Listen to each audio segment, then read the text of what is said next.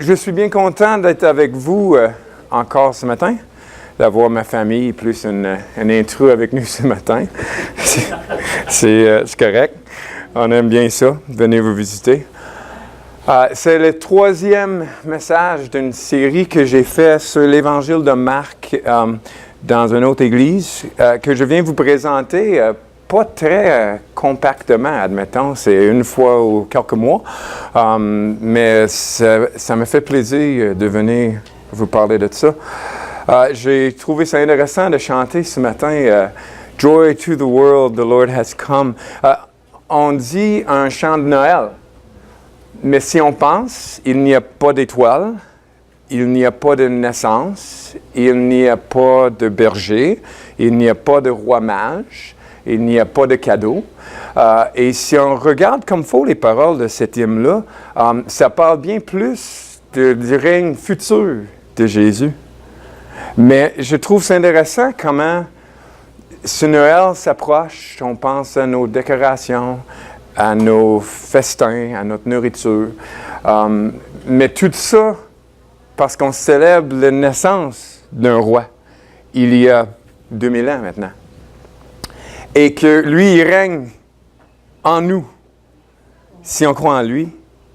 Puis un jour, il va régner sur la terre entière. On a chanté « He rules the world with truth and grace ». Et c'est notre espoir. Et c'est justement un peu le sujet de notre étude ce matin.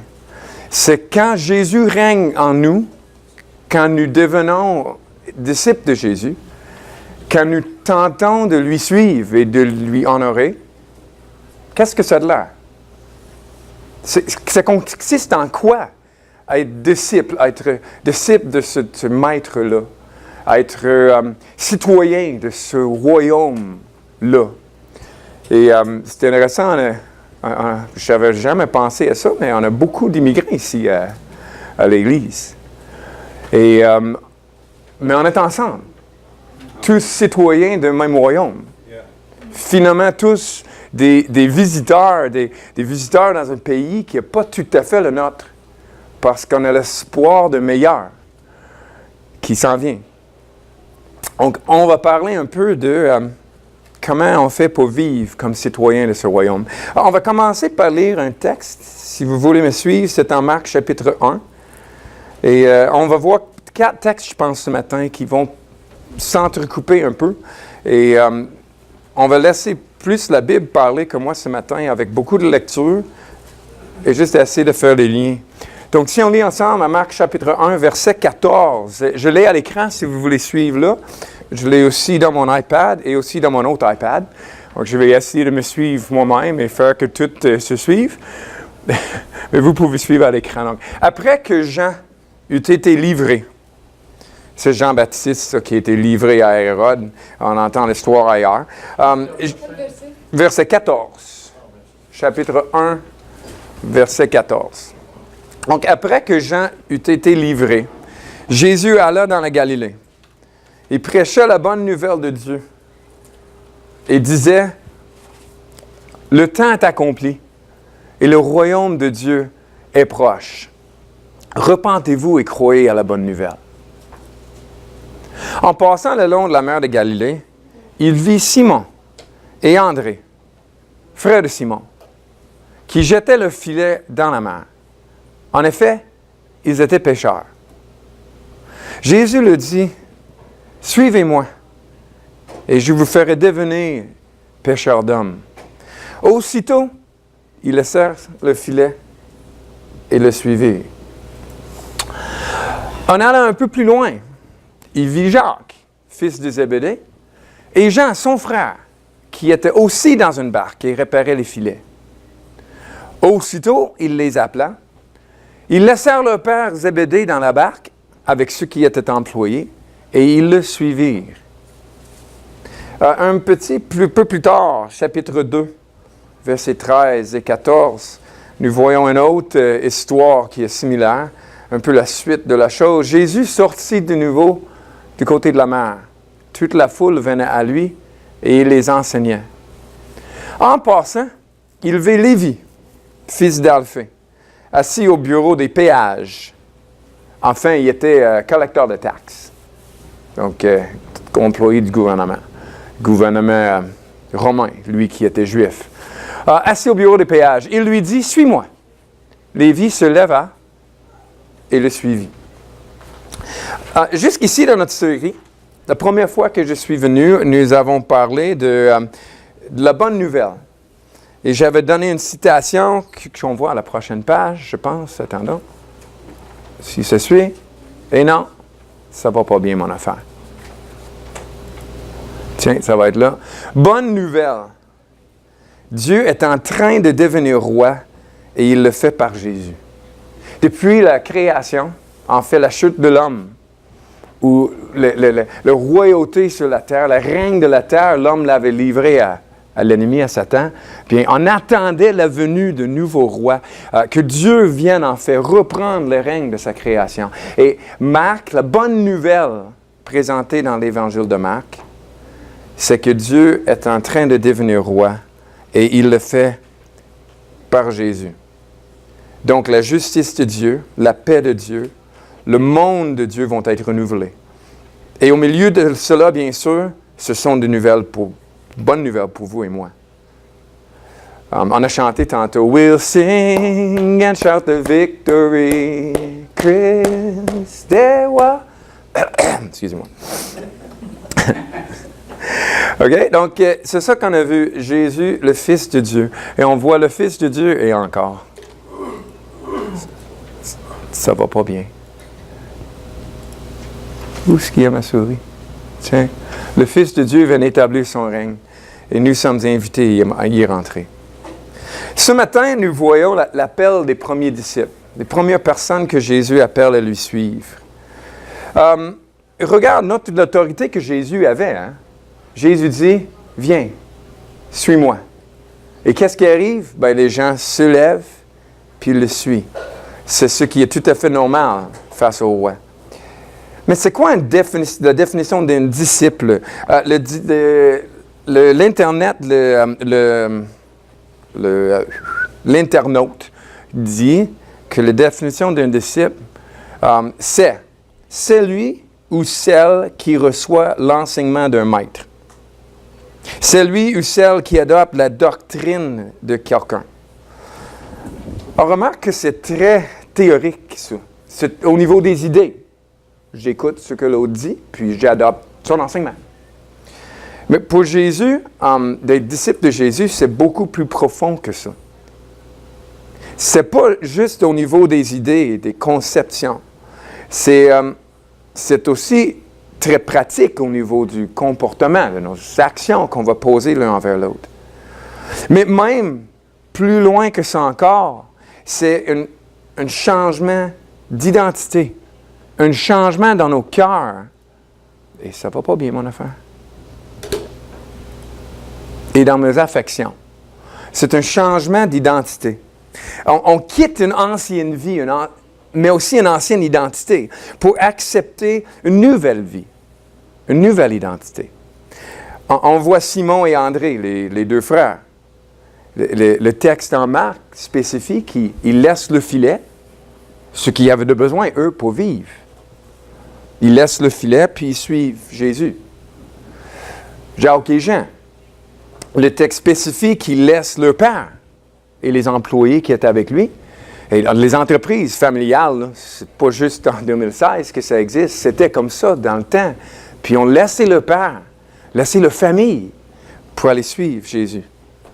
On a Lévi, qu'on appelle aussi Matthieu, qui laisse son bureau de péage, probablement avec tout l'argent sur la table. Il se lève puis a suivi Jésus.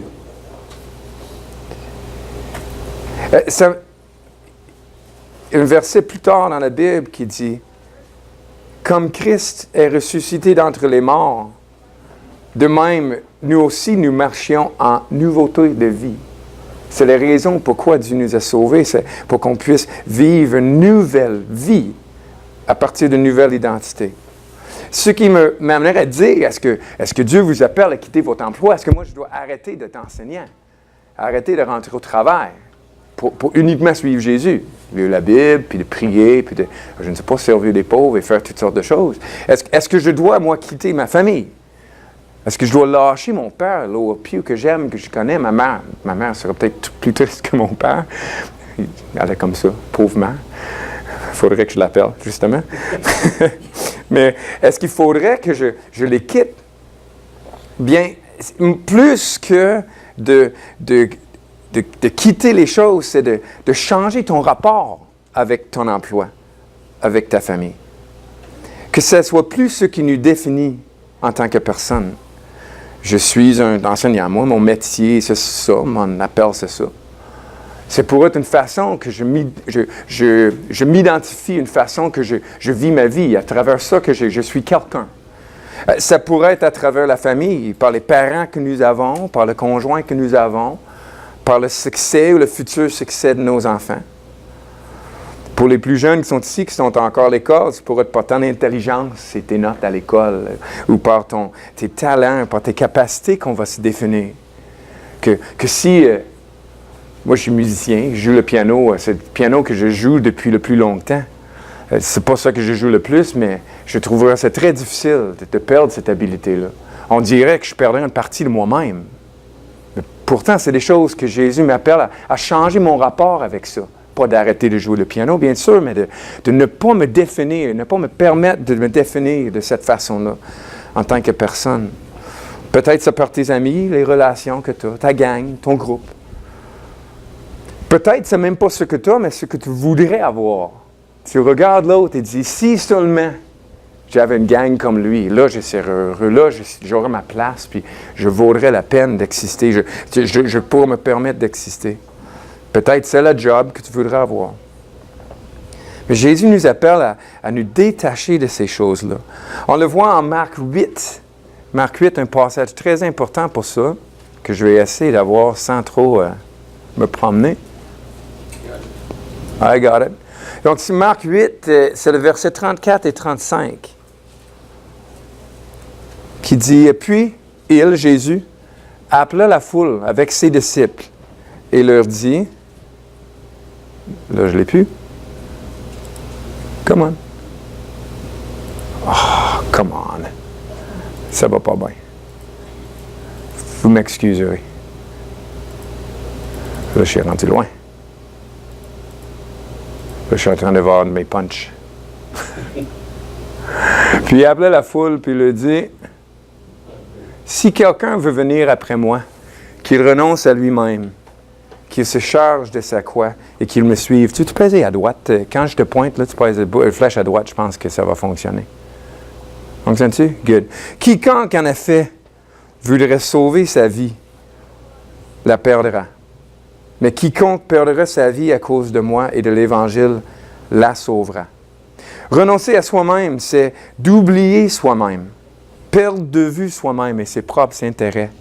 On dit que c'est pas l'humilité, c'est pas de penser moins de soi-même, mais c'est de penser à soi-même moins.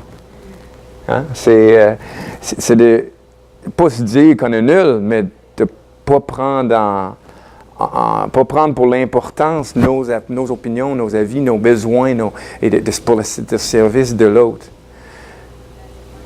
C'est de renoncer, c'est d'affirmer ne pas avoir de connaissance, de ne pas avoir de lien avec une personne, qui me ferait poser la question, est-ce que mon moi, est-ce que ton toi a trop d'importance dans ta vie?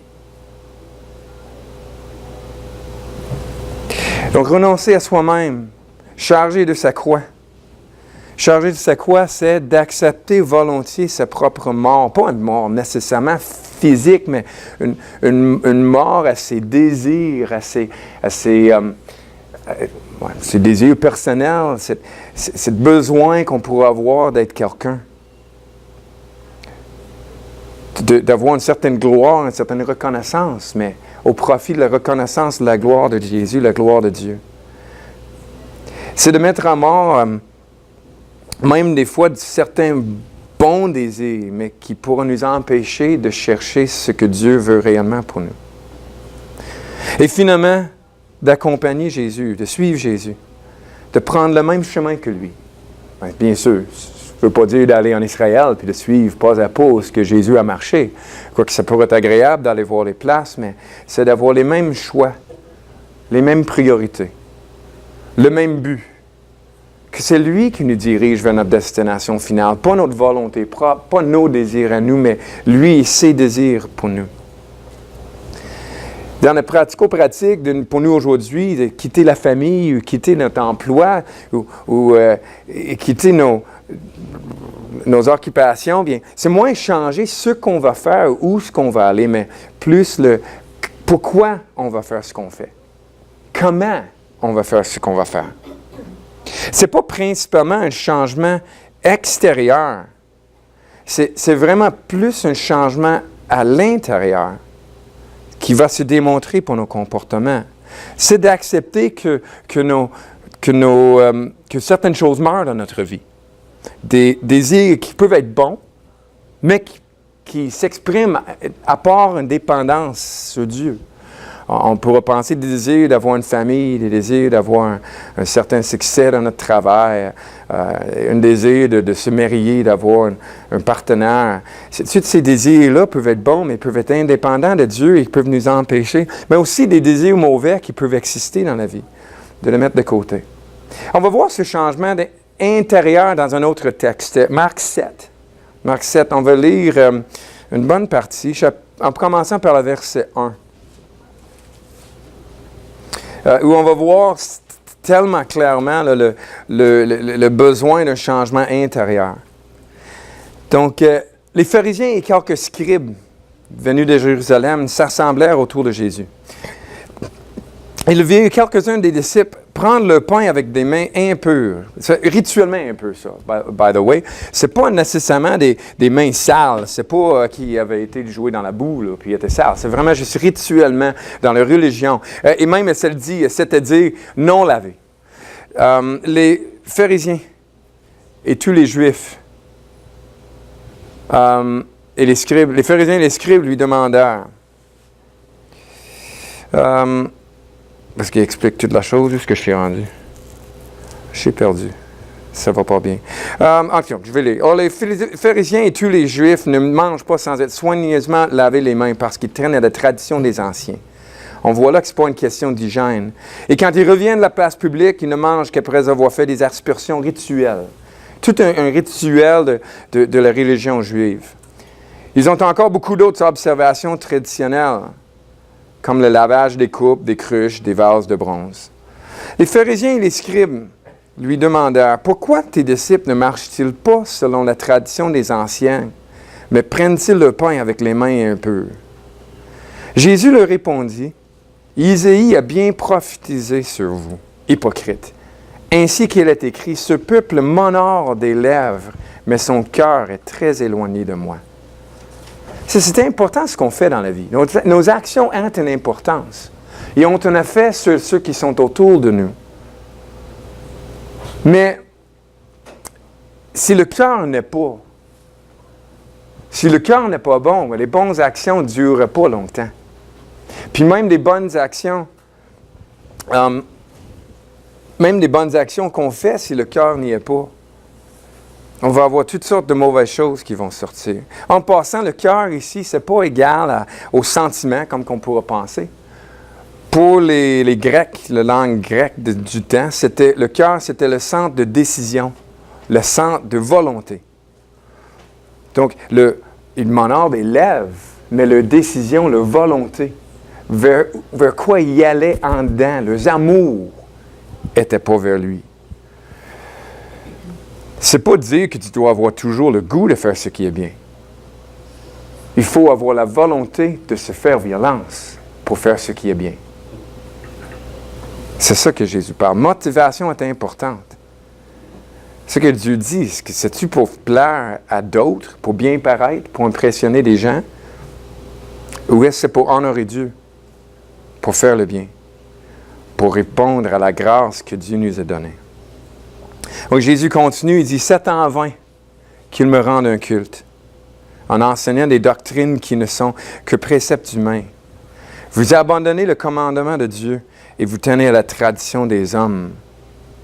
Les Juifs, il y avait dans la loi 792 lois qui ont été trouvées dans l'Ancien Testament.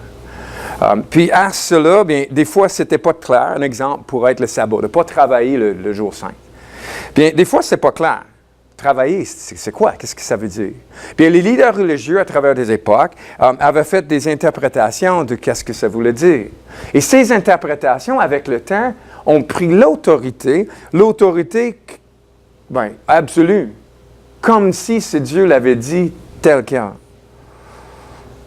Et ce qui arrivait, c'est que des fois, ces interprétations tombaient d'être contre d'autres lois qui étaient claires. Jésus en parle à quelques reprises, où les interprétations des gens amenaient à annuler un commandement clair de la part de Dieu. Puis les Juifs, eux, ils abandonnent les commandements que Dieu leur donnait en faveur des interprétations que les hommes en avaient faites. Ça m'amènerait à réfléchir et dire, on devrait faire attention à notre façon d'entrer en relation avec Dieu. Comment qu'on veut honorer Dieu? C'est facile de faire comme on veut. Facile de faire comme ça nous plaît. C'est facile d'écouter des hommes qui semblent sages. Mais Dieu nous révèle dans la Bible comment s'approcher de lui, comment le suivre. Et ce n'est pas en faisant toutes sortes de choses religieuses qu'on peut voir, qu'on peut imaginer dans notre contexte, dans notre société. Qu'on peut imaginer un bon chrétien va faire, un bon disciple de Jésus va faire. Ce n'est pas avec ces lois-là. Jésus le présente. C'est de renoncer à lui-même, se charger de la croix et de lui suivre. Si on continue, Jésus continue, puis il dit, il appela de nouveau la foule et lui dit, « Écoutez-moi tous et comprenez. » C'est ici qu'on arrive au changement intérieur, c'est très clairement dit. Il n'y a rien du dehors qui du dehors entre dans l'homme et puisse le rendre impur. Mais les Juifs, toutes sortes de choses, manger du porc et de ne pas laver les mains rituellement avant de prendre la nourriture, tout ça pouvait les rendre impurs, inaptes à servir Dieu, à aimer Dieu, à louer Dieu, à apporter des offrandes. Jésus dit, il n'y a rien qui dehors entre dans l'homme qui puisse le rendre impur, mais ce qui sort de l'homme, voilà ce qui le rend impur. En fait, ce n'est pas l'idée de dire des choses qui sortent parce que ça sort.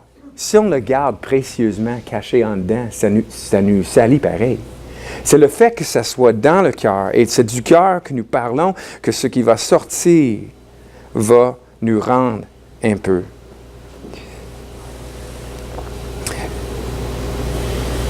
La loi parle des impuretés rituelles, de contact avec certaines choses les rendait impurs. Ils devaient se rincer, même pas laver, mais juste tremper dans l'eau. C'est l'emphase des leaders religieux de l'époque, mais l'emphase à Dieu.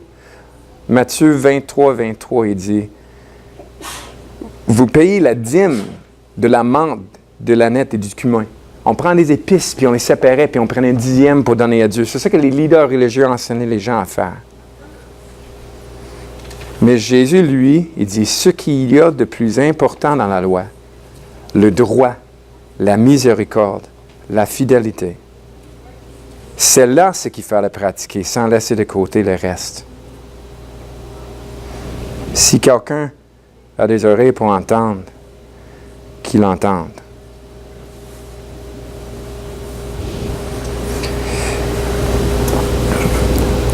Les prochains quelques textes, on va sauter un petit bout, on va arriver à non seulement quitter, mais il parle ici de toutes les choses mauvaises qui sortent du dent et rendent l'homme un peu. On peut continuer.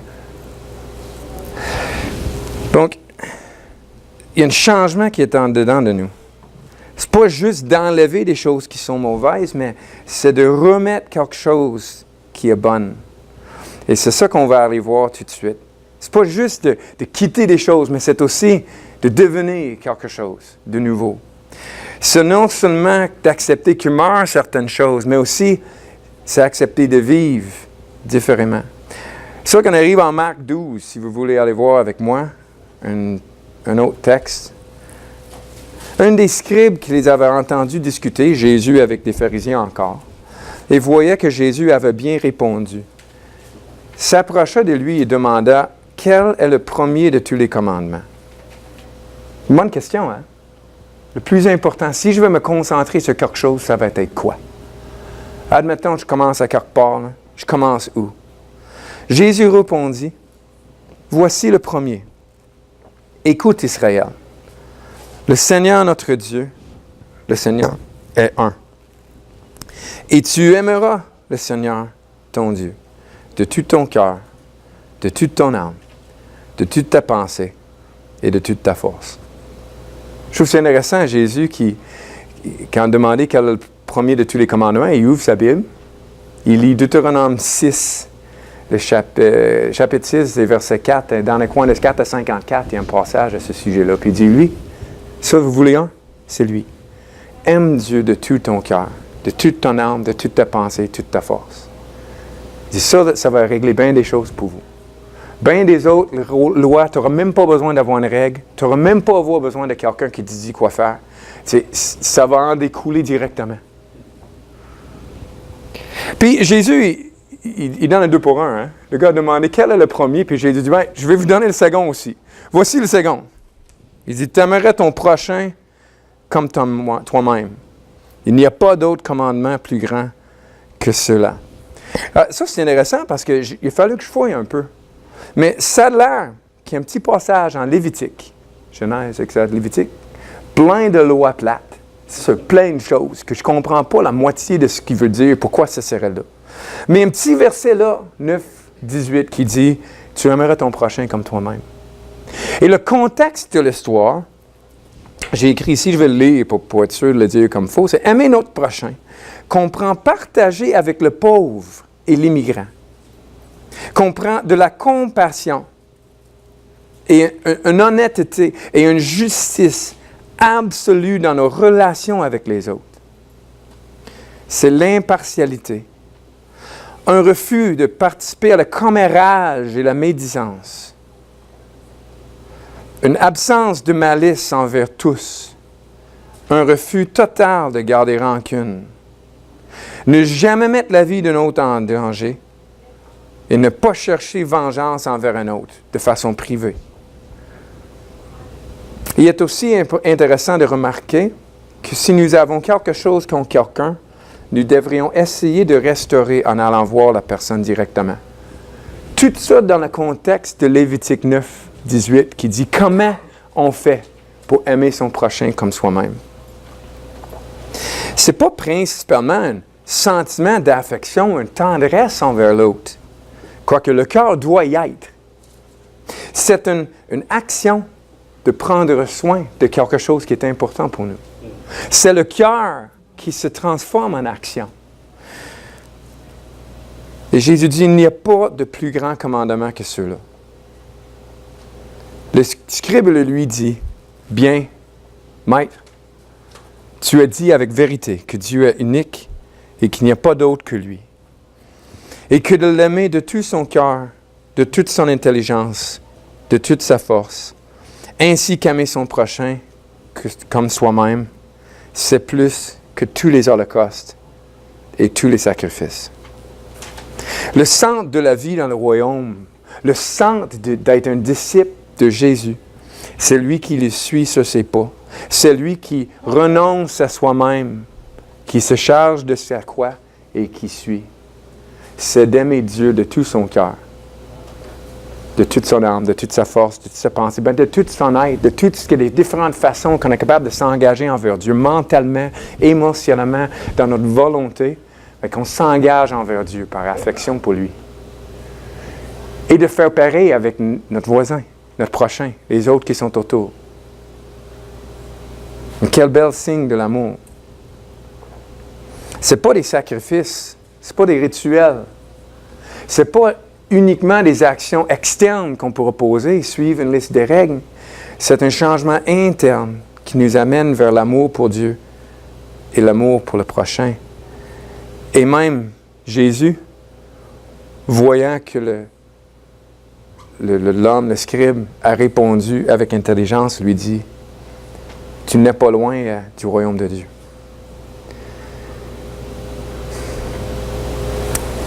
Je ne sais pas pour vous, comment que vous sentez face à ça. Moi, je peux dire, ça m'amène une genre de crise existentielle. Aimer Dieu de toute ma force, de toute mon âme, de toute mon intelligence. Il me semble que ça me dépend. Sylvie, elle rit. Hein? Tu sens mon malaise. Hein? Ça, c'est quelque chose, ça. Je peux dire aimer mon prochain comme moi-même. Je m'aime pas mal. Je m'aime assez de déjeuner, dîner, souper à tous les jours. Tu sais? Je m'aime assez pour plein de choses. Et on dirait que laisser avec juste ça, je perdrais espoir.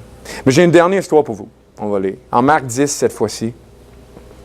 Que j'espère que ça va nous donner un peu d'espoir. Comme Jésus se mettait en chemin. On est à Marc 10, verset 17. Comme Jésus se mettait en chemin, un homme accourut et se jetant à genoux devant lui, il lui demanda, « Bon maître, que dois-je faire pour hériter la vie éternelle? » C'est un bon début. Jeune homme, il est jeune, il a toute sa vie devant lui, toute la force de son âge, puis il vient, puis il se jette à genoux devant Jésus, puis il dit, « Qu'est-ce qu'il faut que je fasse? » Mais c'est merveilleux ça, avoir quelqu'un. J'aimerais ça que quelqu'un me fasse ça, puis je peux parler de l'Évangile, je peux parler de Jésus, mais Jésus, il parle de lui-même, j'imagine. Mais Jésus lui dit, « Tu connais les commandements? » Tu connais les commandements? Bien, il y a les commandements. Ne commets pas de meurtre, ne commets pas d'adultère, ne commets pas de vol, ne dis pas de faux témoignages, ne fais du tort à personne, honore ton père et ta mère. Puis, il répondit, « Maître, j'ai gardé tout cela dès ma jeunesse. » OK. Vous me permettrez un petit instant de scepticisme? Toute sa jeunesse. Vraiment garder tout cela dès sa jeunesse. Il n'a jamais fait du tort à personne. OK. Correct. Il est très juste à ses propres yeux, le petit bonhomme. On pourrait bien vouloir l'être. Il cherche-tu à se justifier par ses actes, lui? Y a-tu besoin, lui, d'être un bon gars? C'est comme ça que lui, il définit. Ben, Jésus va pointer vers le deuxième commandement. Il va pointer vers son cœur. Il va dire, est-ce que tu es prêt à aimer ton prochain comme toi-même? C'est le vrai sens de toutes ces lois-là, là, qui aurait pu suivre sur la liste des coche.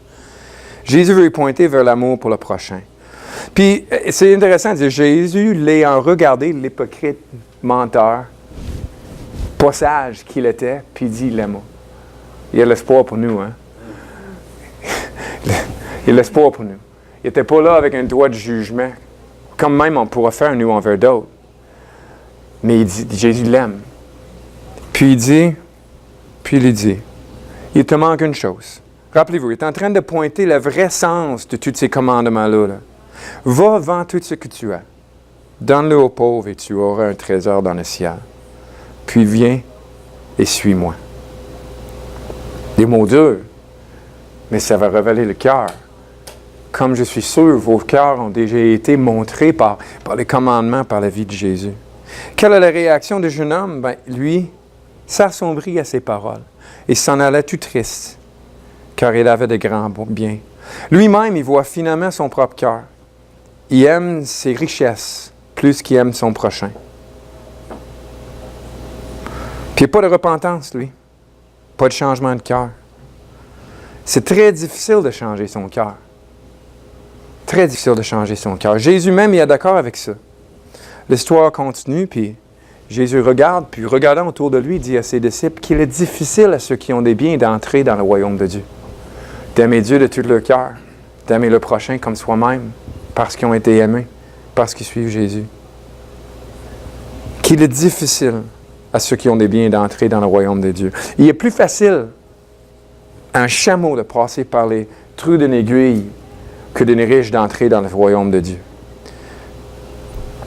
Les disciples s'étonnaient encore davantage. S'étonnaient, gros mot déjà, encore davantage. Et disaient les uns aux autres, alors qui peut être sauvé? C'était épeurant pour nous.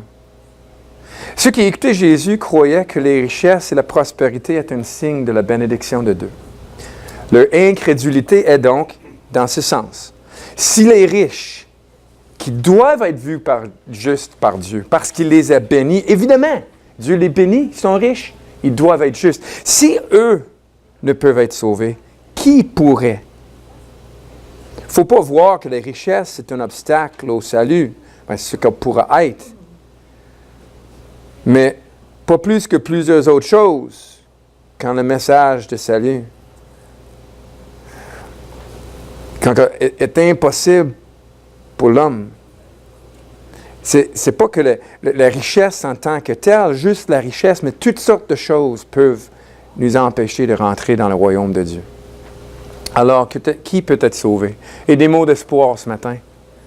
Jésus le regarda et dit, « Cela est impossible aux hommes, mais non à Dieu. Car tout est possible à Dieu. »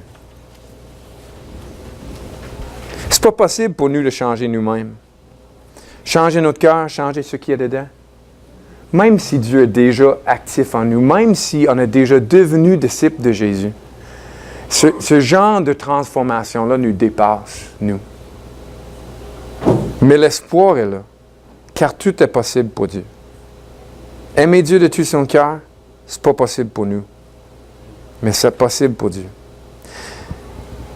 Donc, être disciple de Jésus, c'est reconnaître qu'il y a de la méchanceté en nous, des tendances naturelles vers le mal qui est natif. Ça ne vient pas du dehors, c'est pas que je l'ai appris de mon père, de ma mère, de mon frère, de ma soeur. C'est attaché à moi en dedans. Que changer me dépasse. D'aimer Dieu comme je dois me dépasse. Aimer mon voisin et mon prochain comme je dois, ça me dépasse. Qu'on demande à Dieu d'effectuer ce changement parce que pour lui, c'est possible. Et qu'on regarde vers Jésus par la foi. Plus tard, on apprend que nous sommes morts avec lui pour le mal, mais que nous sommes vivants avec lui pour Dieu. C'est l'entrée dans son royaume. Tu peux mettre le prochain. Et c'est aussi la vie dans son royaume. C'est comme ça qu'on devient disciple de Jésus, mais c'est comme ça qu'on vit de jour en jour comme disciple pour Jésus. Je vais juste prier. Donc, merci, Seigneur, pour ces histoires qui nous ouvrent la vision pour voir comment que toi, tu désires que nous soyons.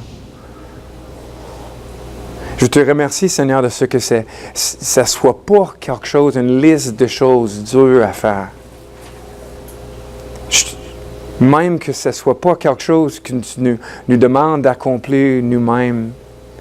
Mais par ce moyen-là, Seigneur, parce que notre incapacité et toi qui pourvois, ben, ça nous montre notre besoin de toi.